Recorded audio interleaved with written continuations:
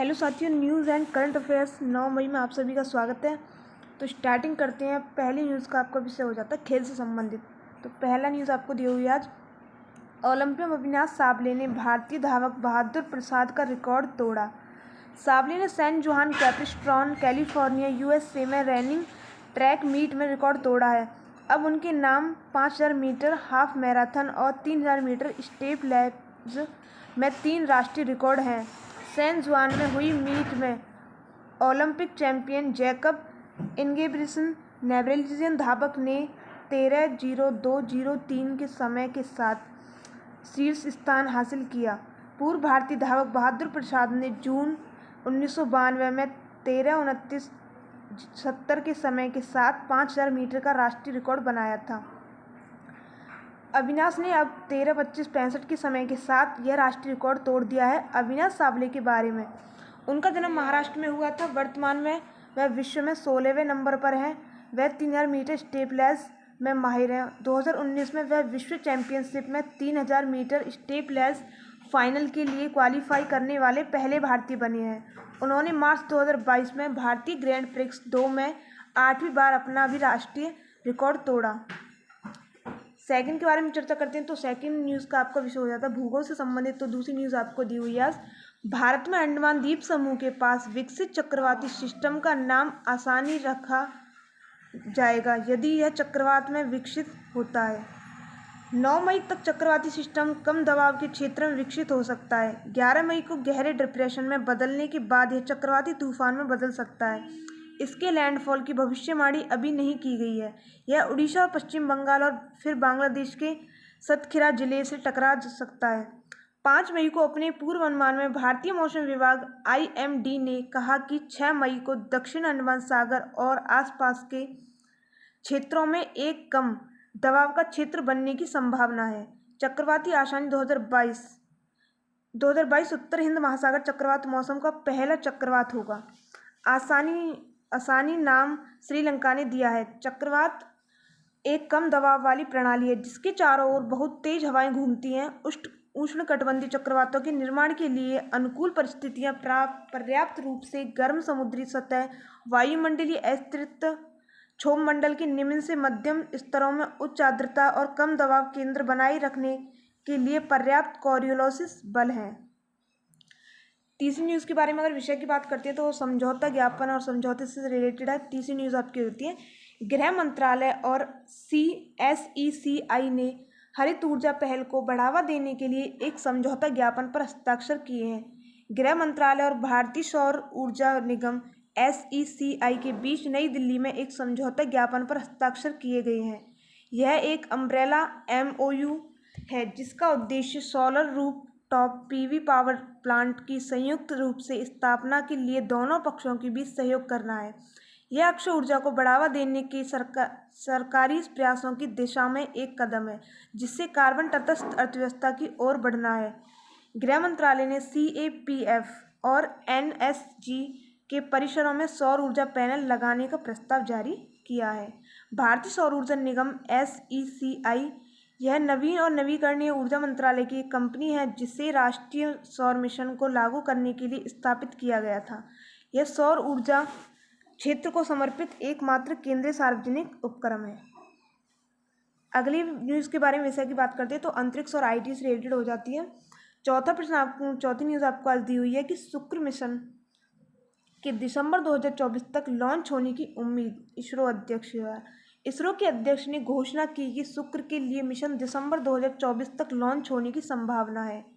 Mission का उद्देश्य शुक्र के वातावरण का अध्ययन करना, ग्रह के चारों ओर सल्फ्यूरिक एसिड बादलों की उपस्थिति के कारण शुक्र का वातावरण विषैला और संक्षारक है। नासा ने शुक्र के लिए 2 नए रोबोटिक मिशनों की घोषणा की थी, द विंस पल्स और वेरिटास। शुक्र पृथ्वी का निकटतम ग्रह पड़ोसी है। यह रात्रि के आकाश का सबसे चमकीला ग्रह है। इसे सुबह और शाम का तारा कहा जाता है क्योंकि यह कभी सूर्योदय से पहले पूर्वी आकाश में और कभी सूर्यास्त के बाद पश्चिमी आकाश में दिखाई देता है। शुक्र का अपना कोई चंद्रमा या उपग्रह नहीं है। यह पूर्व से पश्चिम की ओर घूमता है जबकि पृथ्वी पश्चिम से पूर्व की ओर घूमती है। भारतीय अंतरिक्ष अनुसंधान संगठन ने दिसंबर 2024 में किस ग्रह के लिए एक अंतरिक्ष यान लॉन्च किए जाने की घोषणा की है? तो याद रखना, शुक्र ग्रह के लिए। राइट आपको हो जाएगा शुक्र ग्रह के लिए। अगला आपको दिया हुआ है, इसकी जानकारी के बारे में चर्चा करते हैं। तो भारतीय अंतरिक्ष अनुसंधान संगठन इसरो ने हाल ही में दिसंबर 2024 में शुक्र के लिए एक अंतरिक्ष यान लॉन्च किए जाने की घोषणा की है, जिसके लिए इसरो योजना बना रहा है। इस मिशन के द्वारा शुक्र की सतह के नीचे भाग का अध्ययन किया जाएगा, साथ ही वायुमंडल की संरचना और गतिकी का अध्ययन किया जाएगा। IBM के अध्यक्ष अरविंद कृष्ण को हाल ही में किस बैंक ने निदेशक मंडल में चुना गया है? तो याद रखना, राइट आंसर आपको हो जाएगा federal reserve bank of New York. बात करते हैं इसकी जानकारी के बारे में, तो आपको हो जाती है federal reserve bank of New York IBM के अध्यक्ष 60 वर्षीय अरविंद कृष्ण को हाल ही में federal reserve bank of New York के निदेशक मंडल में क्लास B निदेशक चुना गया है। वे 31 दिसंबर 2023 तक इस पद पर रहेंगे। वे वर्तमान में IBM के चेयरमैन एवं CEO के पद पर कार्यरत हैं। वेंकटी रमणी सुमंत्रन को हाल ही में किस एयरलाइन बोर्ड का अध्यक्ष नामित किया गया है? तो राइट आंसर आपको हो जाएगा इंडिगो बोर्ड का। इंडिगो बोर्ड आपका राइट आंसर हो जाएगा, इंडिगो बोर्ड। बात करते हैं इसकी जानकारी के बारे में, तो आपको दिया हुआ है कॉरपोरेट नेता, टेक्नोक्रेट और शिक्षाविद वेंकटी रमणी सुमंत्रन को हाल ही में इंडिगो बोर्ड का अध्यक्ष नामित किया गया। वे वर्तमान में रणनीतिक सलाहकार फर्म सेलेरिस टेक्नोलॉजी के प्रबंध निदेशक और अध्यक्ष हैं। उनकी अंतर्राष्ट्रीय बाजारों की समझ से एयरलाइन को फायदा होगा। निम्न में से किस राज्य सरकार ने नेथना बीमा योजना के तहत बीमा कवरेज के विस्तार की घोषणा की है? तो राइट आंसर आपको हो जाएगा तेलंगाना सरकार। तेलंगाना सरकार। बात करते हैं इसकी जानकारी के बारे में, तो तेलंगाना सरकार ने हाल ही में नेथना बीमा योजना के तहत हथकरघा और बिजली करघा बुनकरों के लिए बीमा कवरेज के विस्तार की घोषणा की है, जिसके तहत इन बुनकरों के लिए 5 लाख रुपए का बीमा कवरेज बढ़ाने के आदेश जारी किए गए हैं। इस योजना को लागू करने के लिए 29 करोड़ रुपए से अधिक मंजूर किए गए हैं। अगले प्रश्न पे चर्चा करते हैं, तो हाल ही में किस राज्य सरकार ने एक vehicle movement tracking system mobile app launch किया है? तो राइट आंसर आपको हो जाएगा हरियाणा सरकार के द्वारा। हरियाणा सरकार के द्वारा।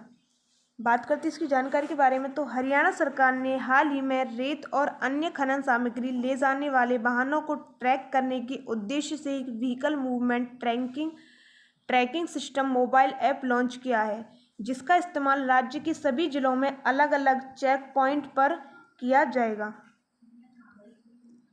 बात करते हैं अगले प्रश्न पे। अगला प्रश्न आपको दिया हुआ है, निम्न में से किस स्पेस एजेंसी की जलवायु अनुसंधान वैज्ञानिक सिंथिया रोसेनवेग को विश्व खाद्य पुरस्कार 2022 से सम्मानित किया गया है? तो राइट आंसर आपको हो जाएगा नासा। बी ऑप्शन की करेक्ट हो जाएगा आपका नासा। बात करते हैं इसकी जानकारी के बारे में, तो अमेरिकी अंतरिक्ष एजेंसी नासा की जलवायु अनुसंधान वैज्ञानिक सिंथिया रोसेनवेग को विश्व खाद्य पुरस्कार 2022 से सम्मानित किया गया है।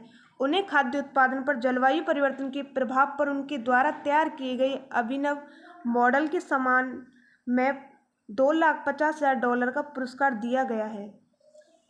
बढ़ते हैं अगले प्रश्न पे। अगला प्रश्न आपको दिया हुआ है, विश्व स्वास्थ्य संगठन और रेलटेल ने हाल ही में किस शहर में मोबाइल कंटेनर अस्पताल का उद्घाटन किया है? तो राइट आंसर आपको हो जाएगा विशाखापट्टनम।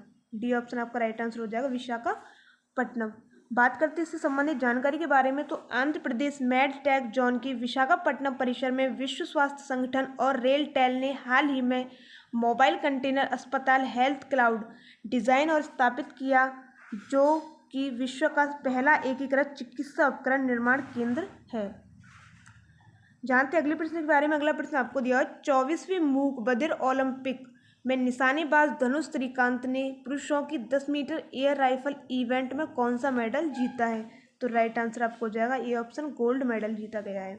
नाम भी आपको याद रखना है, मूक बधिर ओलंपिक में निशानेबाज धनुष श्रीकांत।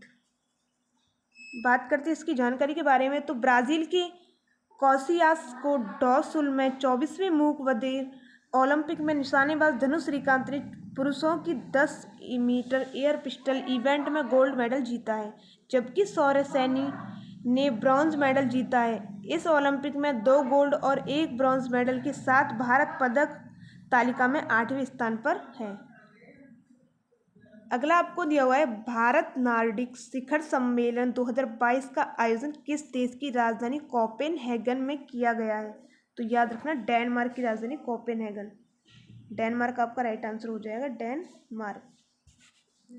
जानते हैं इससे संबंधित जानकारी के बारे में। भारत नार्डिक शिखर सम्मेलन 2022 का आयोजन हाल ही में डेनमार्क की राजधानी कोपेनहेगन में किया गया है, जिसमें नार्डिक देशों ने यूएनएससी में भारत की स्थायी सदस्यता के लिए अपना समर्थन दोहराया है। देश के नेताओं ने जलवायु परिवर्तन से लड़ने और उससे निपटने के लिए मिलकर काम करने पर सहमति व्यक्त की है। अगला प्रश्न आपको दिया हुआ है, भारत और किस देश ने हाल ही में हाइड्रोजन टास्क फोर्स पर एक आशय की संयुक्त घोषणा पर हस्ताक्षर किए हैं? तो राइट आंसर आपको हो जाएगा D option, Germany. Right answer आपका जर्मनी हो जाएगा, जर्मनी।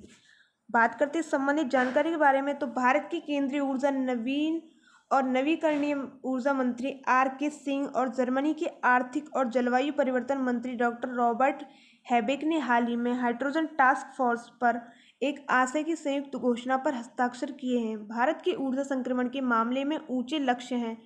वर्ष 2030 तक इसमें 500 जीवी गैर जीवाश्म ईंधन क्षमता जुड़ जाएगी।